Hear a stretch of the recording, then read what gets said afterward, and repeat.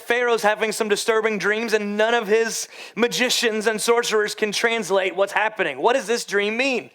All of a sudden he has a light bulb moment. There was this young man in the prison who has this God-given ability to interpret dreams. So Joseph goes to the palace and he's given the opportunity to tell Pharaoh what his dreams mean. And basically what Pharaoh's dreams mean is they're about to have 7 years of prosperity. Everything's going to go well with business. Everything's going to go well with agriculture. And what they need to do is build up a surplus of food and grain, because following these 7 years of prosperity will be 7 years of famine that will affect the entire known world at that time. Well, sure enough, that's what happens. And Pharaoh sees that God's hand is on Joseph's life and elevates him from being the leader of the prison to being the viceroy, the governor, essentially the VP of all of Egypt. And sure enough, the famine is ravaging the land, and his brothers that are back in the Middle East, they don't know that this man that has risen to power and prominence in Egypt is actually their little brother that they banished and told their father that he was killed. So the father decides to send the brothers as kind of a delegation to go ask Egypt for help. So Joseph is confronted with how is he going to respond to his brothers. They are now in his courtroom. He is in the position, his dreams are being fulfilled where he is in the position of leadership, and they are coming, having to humble themselves before him, not knowing that this is their brother that they brutalized and put through quite a traumatic experience. Where this story ends is with reconciliation and forgiveness. And we get a little bit of a glimpse into the thinking that Joseph had to take on in deciding how he was going to approach these people who have done serious wrong to him. And like I've challenged us at the beginning of this study, this is not just history to know how the Hebrew nation would eventually get established. What I want to invite you to do is to find yourself as one of the cast of characters. So what I know, in a room this size, we are all bringing scars with us to church today. We've all experienced something where we've had to either vocalize the words, "I'm sorry," or vocalize the words, "I forgive you." And it is not easy. It is not easy. Understandably, if you've been through some traumatic things like Joseph, it doesn't make sense that Joseph found the strength to forgive his brothers. And you may be the victim of something that is so wrong that it would be near impossible for you to find that strength as well. And while we are going to be talking about what reconciliation looks like and what forgiveness looks like, I don't want to diminish the pain that you've gone through, because in the back of your mind, you will probably be saying to me at some point during this sermon, "Nathan, you don't know where I've been. You don't know what's been done to me. I can't just forgive that person for what they've put me through." And what I would say is human effort, from a human perspective, you may be right. It may not be within you to find forgiveness, but what I think, when we zoom out a little bit from the daily grind of our comings and goings and the story that is being written in our life, when we begin to look at things the way Joseph did with God's plan in mind, I think we may find what forgiveness looks like. I heard a really powerful definition that I think will give us a good building block for what it looks like to navigate the unclear waters of reconciliation. I've heard it said that forgiveness means giving up all hope of a better past.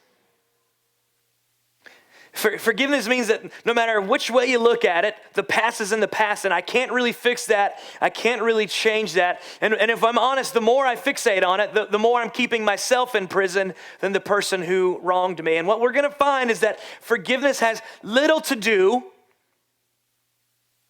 with the apologetic or defensive nature of the other party involved, and it has a lot more to do with my own perspective and my own willingness to let go of the past. So we're going to do this in a way that doesn't minimize the past, because forgiveness and reconciliation doesn't always mean that things just fall back into place, right? Just because you find the words to say, I forgive you, or just because you find the ability to say, I'm sorry, doesn't mean that things are going to go back to the way that they once were. And as a matter of fact, if you're coming from like a place of abuse or a place of toxicity, they may not need to go back where they were. And that's a whole nother sermon on boundaries. But forgiveness and trust are not the same thing. But often we conflate those two. And so a little disclaimer as we talk about navigating forgiveness and navigating reconciliation, just know that it doesn't always result in restoration.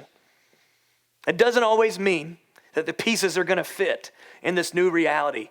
And I want you to know that that's okay. That's okay. It's okay for a new chapter to begin. But as we're trying to figure out this new chapter and what forgiveness and what freedom from revenge looks like and freedom from trying to get the last word in looks like and freedom from holding a grudge and resentment, let's just not only release our definition of what the past should have been, but also release our definition of what we think the future should be. And I think we will see that in the heart posture of Joseph in these next few verses in Genesis chapter 45. What we're going to see here is a man who has an understanding of God's grace in his own life.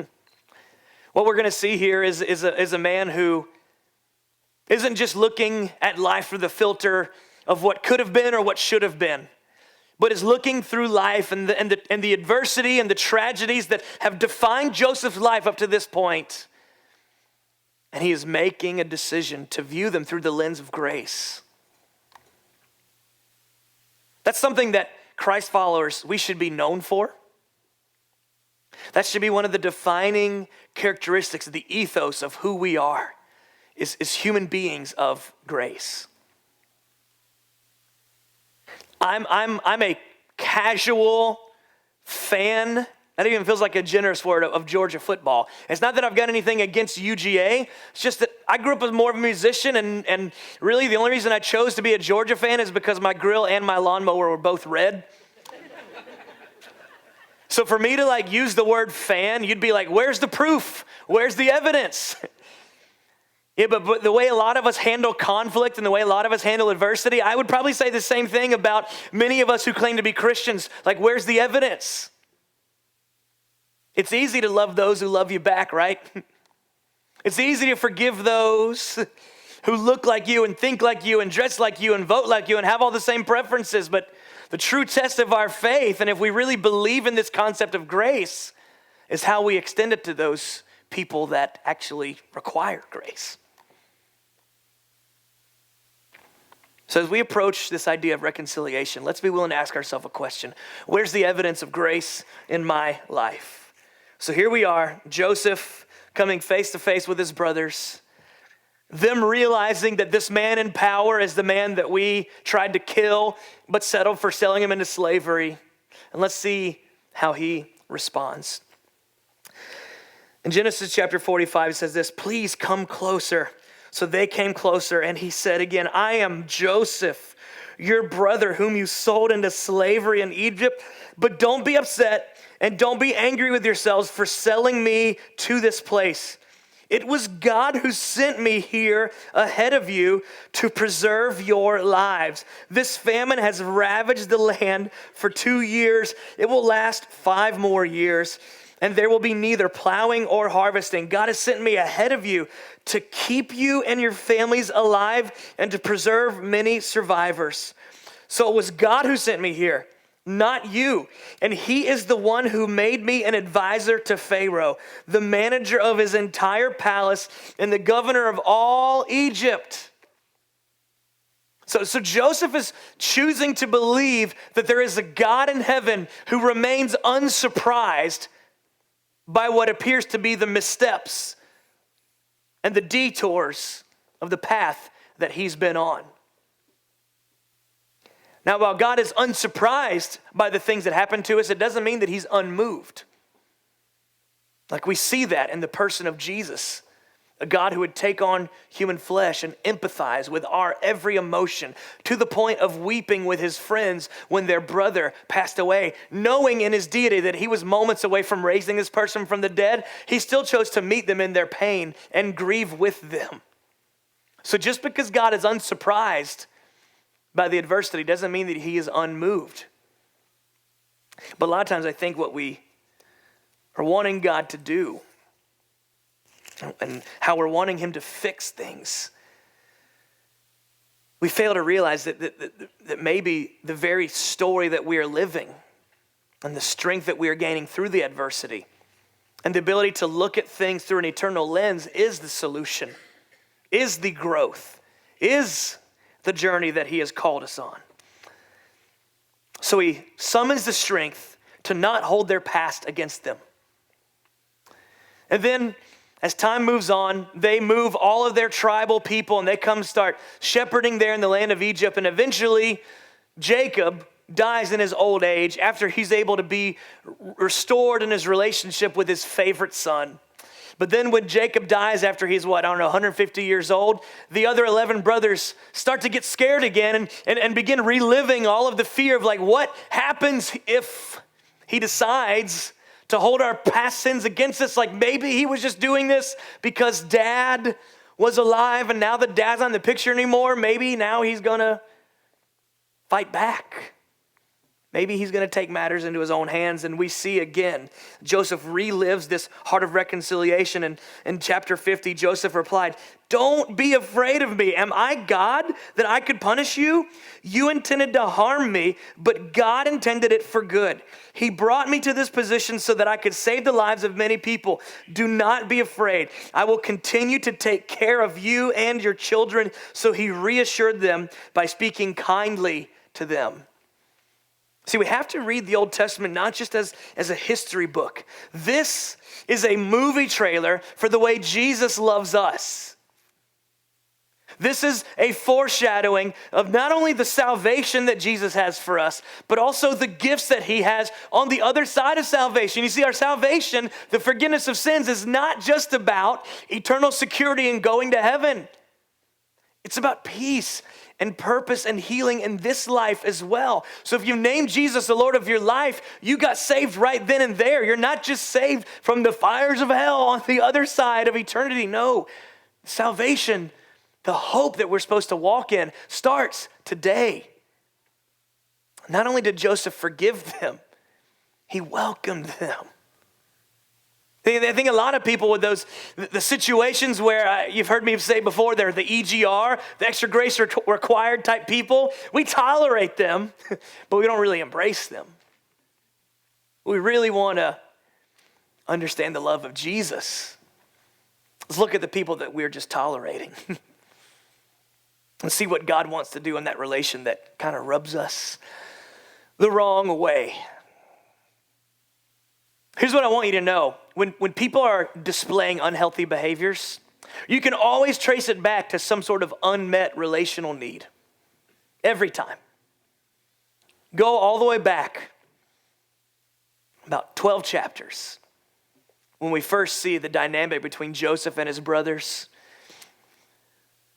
We cannot excuse the abuse that they had in store for Joseph. But I think when you understand the toxic nature of their family, you can kind of understand it. They didn't know if they were really loved by their dad. And we as humans are wired for relational connection. We are wired for our needs to be met by human beings. When God looked at Adam and said Adam was alone, he brought about Eve. God values human relationships. It was the first thing he did with humanity. But when those relational needs are not being met, we act out. And I think we all know this to be true, but we still find ourselves being shocked and offended when the people that we love the most are the most frustrating. Here's what I want to suggest to you. What if we could be as generous with our loved ones as we are with our car or our appliances? Let me show you what I mean by that. You don't go into a tailspin when your car says it's time for an oil change. It just means that something's off, and it might be good to go to the shop and have a mechanic help you out. Or maybe you're a more manly man than I am and you can change the oil yourself. That's great. I'm a Walmart guy, high mileage oil change. You don't have like a family meeting and say, what are we going to do about this refrigerator? It says that the water filter needs to be changed again. Are you kidding me? When some sort of a warning light comes on with one of our appliances or it gets an error message, we realize something's off, something needs to be done. It doesn't offend us, it doesn't bother us. We jump in and we engage. Well, friends, when there's relational friction, when there's opportunities for apologies and forgiveness, when reconciliation is happening, it's because maybe something relationally is misfiring. And if we just went upstream just a few yards, we might realize that the thing we think is the thing is not really the thing. You're fighting about the way that you're fighting, not really what matters.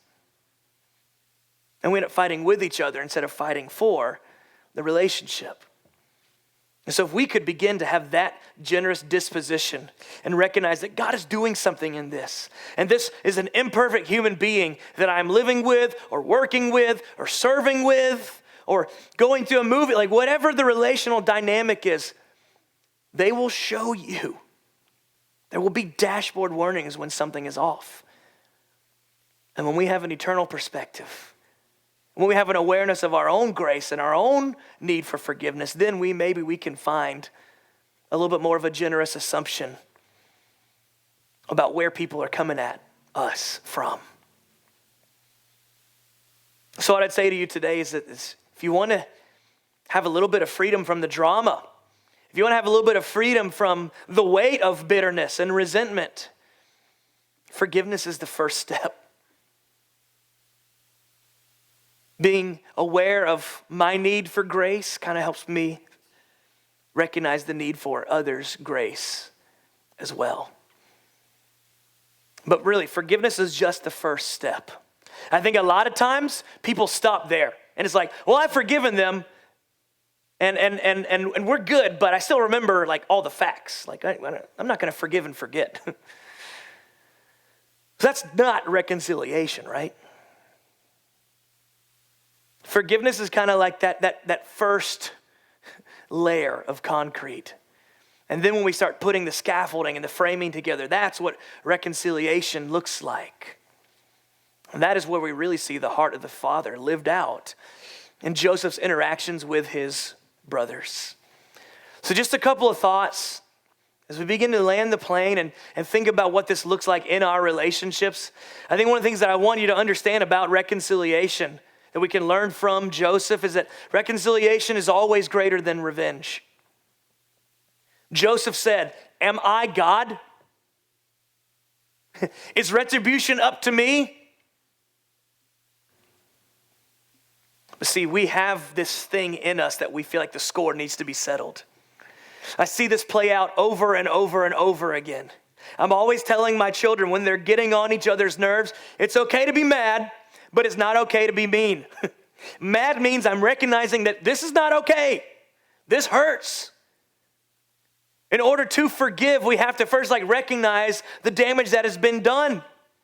It's okay to have a moment of vulnerability and to say, I don't like this. We see that in Joseph's story when he was in the prison. He's like, if there's any way I can get out of here, please.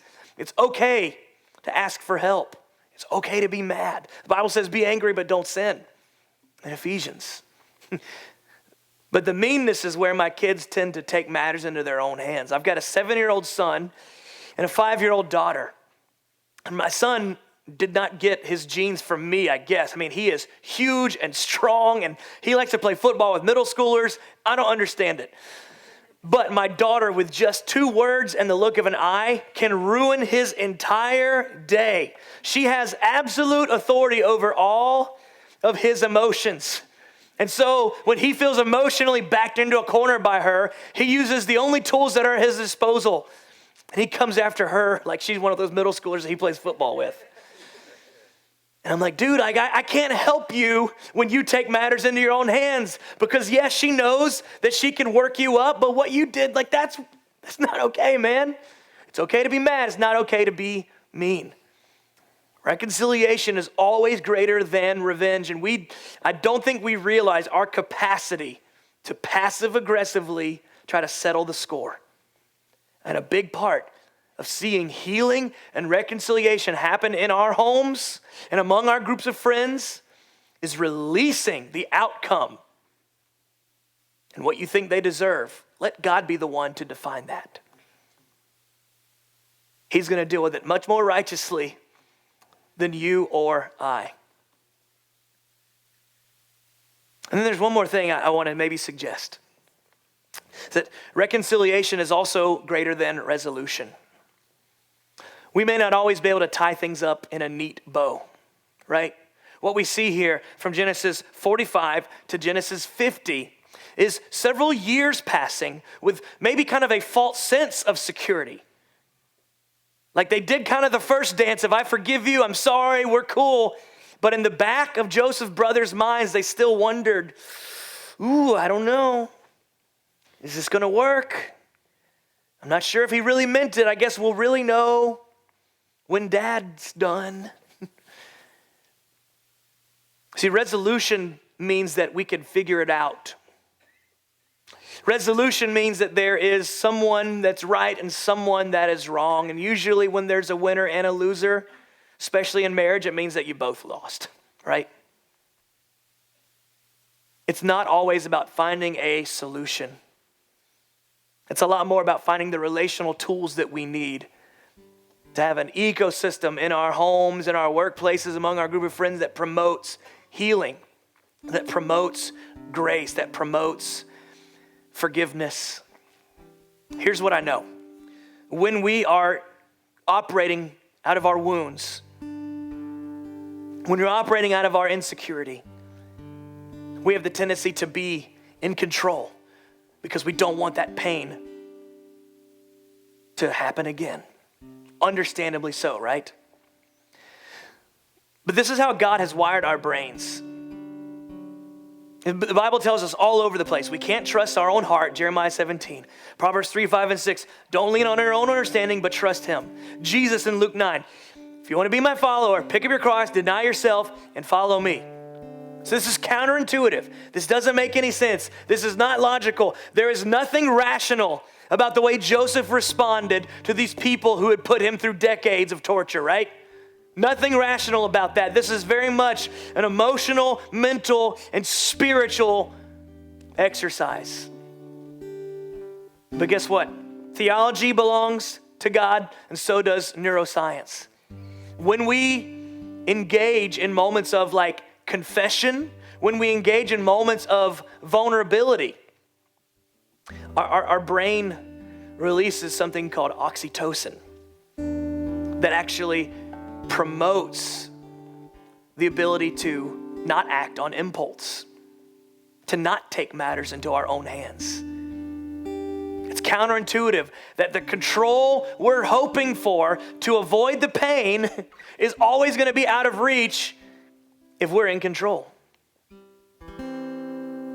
But when we choose to surrender, be real about the pain and our need for grace, our need for forgiveness, and our need to forgive, we actually are positioning ourselves mentally, emotionally, and spiritually to be in so much more control than we realize. Because it's in that position, that posture of surrender, we get to trust God to be the one who guides us through. And if restoration happens, great. If it doesn't, if some boundaries need to be established, I trust God to give me the wisdom to navigate that as well. But I'm not going to be the scorekeeper.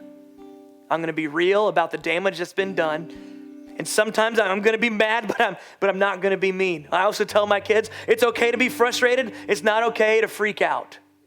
But we have that ability to control our impulses when we are in a position of surrender. And that is the story of Joseph. Through every setback, he had a sense of surrender and trust to God's plan. So I think it takes us being willing to look in the mirror and ask ourselves, man, how much grace have I received? How many stupid, boneheaded things have I done that Jesus has never been like, I told you so? The voice of the Holy Spirit is not a gotcha voice. It's always a heart of reconciliation.